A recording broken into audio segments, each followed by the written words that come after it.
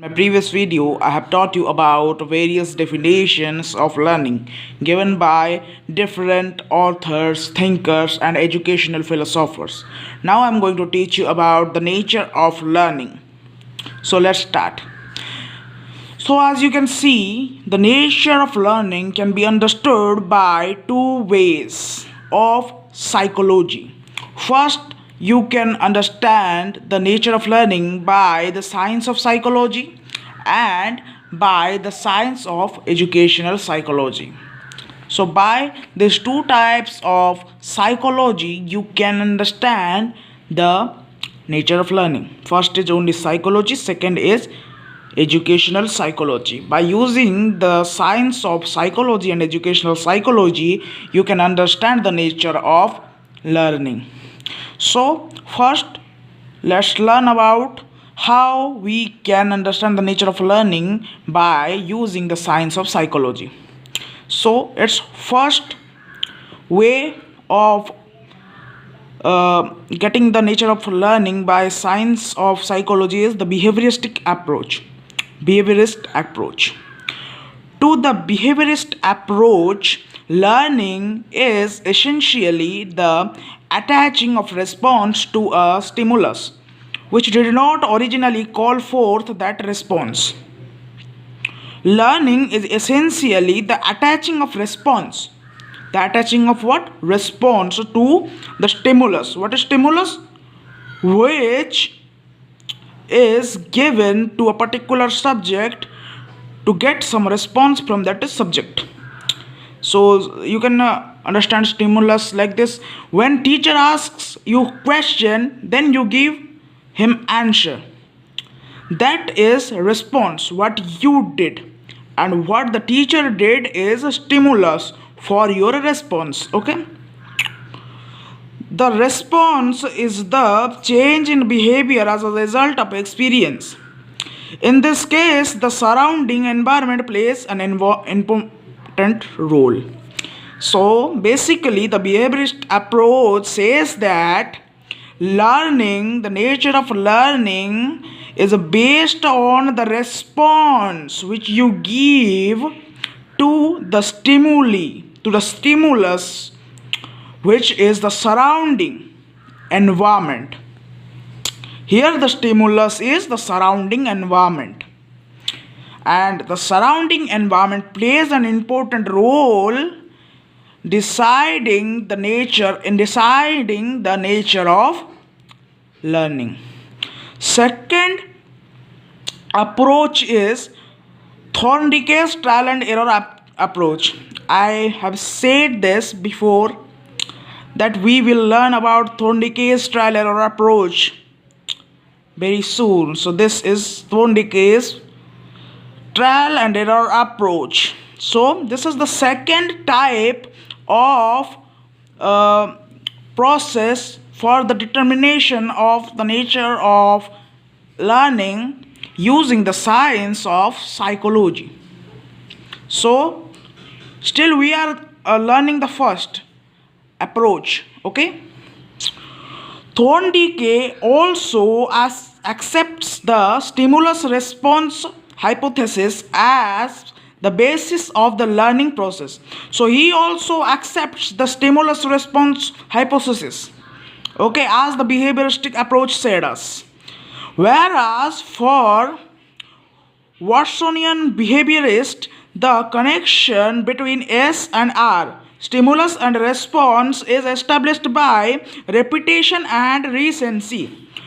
Thorndike holds that learning results from conditions created by the laws of readiness, repetition, and effect.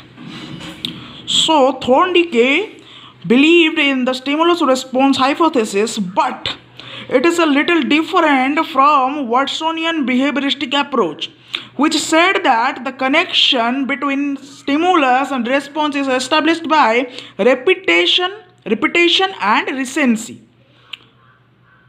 See carefully. Repetition and recency. Watsonian behaviorist thought that the connection between S and R, stimulus and response, is established by repetition and recency. But Thorndike holds that he believed in that learning results from the conditions. What? Conditions created by the laws of readiness, repetition, and effect. He added some more things. Readiness, repetition was there in also Watsonian behaviors, and effect. Okay, so basically said that learning is a result of the conditions created by the laws of readiness, the laws of repetition, and the laws of effect. Thorndike's trial and error learning theory subscribes to these laws. However, the conditioned response is regarded as a special form, not the fundamental type of basic learning. Thorndike's trial and error theory is what you can say subscribe to these laws. Okay, the law of readiness, the law of repetition, the law of effect. But it is not fundamental type of basics or fundamental type or basis of learning. So this is not the basis of learning. The Thorndike theory is what you can say is more or less about readiness, law of readiness, repetition, and effect, but it is still not the basis of learning or fundamental type of learning. Third is Gaslet's approach. What is Gaslet's approach? The discovery of relation in a perceived whole. Gaslet said that the discovery of relations in a perceived whole. The Gaslet psychologists are of the view that the so-called connectionism, the stringing together of stimuli and response, is not only misleading as a theoretical explanation, but is likely to retard the learning process for all practical purposes. So Gaslet's psychologist denied the whole stimulus response theory, the hypothesis of stimulus response theory. They totally denied. They said that we should discover the relation in a perceived whole theory to get the nature of learning. The Gaslet psychologists present weighty evidence to prove that learning depends upon the wholeness of the situation or the configuration as it called. They did not said that learning is based on stimulus response theory. The stimulus and response, not anything else. But Gaslet approach is totally different, and you can say totally opposite to the stimulus response theory of Thorndike and the behaviorist approach. The Gaslet approach was that the learning process depends upon the wholeness of the situation or the configuration of all elements. It can be stimulus, it can be more thing. It can be a cause to get effect. It can be stimulus to get response. Not only stimulus and not only response is there according to Gaslet approach. So fourth is the field view of learning. This is the fourth view of learning related to the science of psychology. We are still at the first. Okay. The nature of learning as understood by the science of psychology. Okay. First we have understood the behaviorist approach, Thorndike's approach, Gaslet approach. Fourth is the field view of learning. So let's learn the field view of learning. Then in the next video I will teach you about the nature of learning as understood by the science of educational philosophy, psychology. Okay.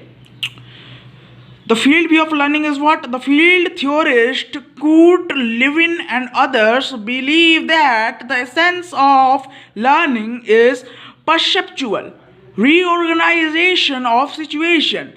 Learning is the result of motivation to act. So this is also different type of hypothesis philosophy. The field theorists believed that the essence of learning is perceptual reorganization of situation. Reorganization of situation. Give attention. Reorganization of situation. Learning is the perceptual reorganization of situation.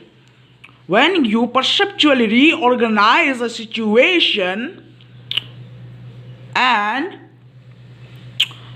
you result a thing of the motivation to act. What is the result of motivation to act? You will do something, and that is learning according to the field view of learning. Perceptual reorganization of situation as a result of motivation to act is learning according to field view of learning. What is the motivation? Motivation is that which makes you interested to do something, keeps you charged, keeps you mindful, keeps you active, makes you ready to do anything. That is motivation. Best example of motivation is father says a child that if you score this amount of number, I will give you a cycle, new bicycle, your favorite bicycle. So this is the motivation to score a certain amount of number. Okay, motivation to act. So I think you all are well understood about the nature of learning determined by the science of psychology.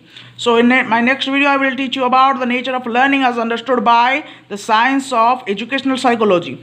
I know that the video is going too long, but this chapter is going to be very big, so the videos will not be that short, and to make you fully understood the video should be long also, but is shorter than other teachers. So if you like my video, then like, share and subscribe my channel, and if you like my content, then comment me, and if any doubt arises in your mind, then also comment, and I will surely solve any of your fundamentals. So thank you for watching my video. Don't forget to subscribe. Thank you.